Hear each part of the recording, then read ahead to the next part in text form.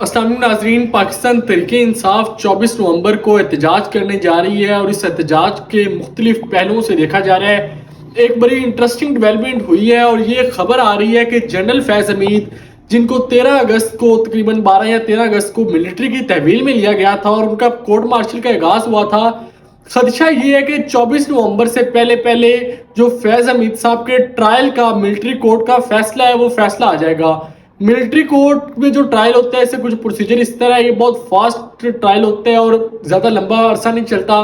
3 سے 4 مہینے کے دوران اس میں فیصلہ آ جاتا ہے اور پھر وہ جو فیصلہ آتا ہے وہ فیصلہ آرمی چیف کے سامنے جاتا ہے اور آرمی چیف کے پاس اختیار ہوتا ہے کہ اس پر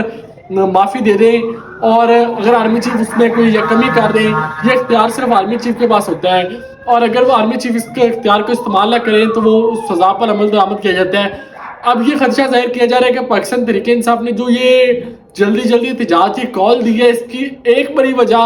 عمران خان صاحب کی رہائی نہیں بلکہ ایک بڑی وجہ پریشر ڈالنا ہے، اور فیض حمید صاحب کے خلاف جو فیصلہ آنے جا رہا ہے 24 نومبر سے پہلے، اس فیصلے پر دباؤ ڈالنا چاہتی ہے پاکستان تحریک انصاف۔ اس کو رپورٹ کافی سینئر صحافی بھی کر چکے ہیں، منیر فاروق صاحب کر چکے ہیں، اور بھی نجم سیٹھی صاحب بھی یہ خبر دے چکے ہیں کہ فیض حمید صاحب کا جو ٹرائل ہے وہ اپنے اختتام کو پہنچ گیا ہے، اور پاکستان تحریک انصاف، بشرا بی بی اور فیض حمید، ان تینوں مطلب کہ ان کے آپس میں ایک جو تعلقات اور آپس میں جو ماضی میں ریلیشن تھے، اور فیض حمید صاحب کے ساتھ عمران خان صاحب کے بعد میں جیل میں جانے کے بعد بھی رابطے رہے، جس کے بعد فیض حمید صاحب کا ملٹری ٹرائل ہوا۔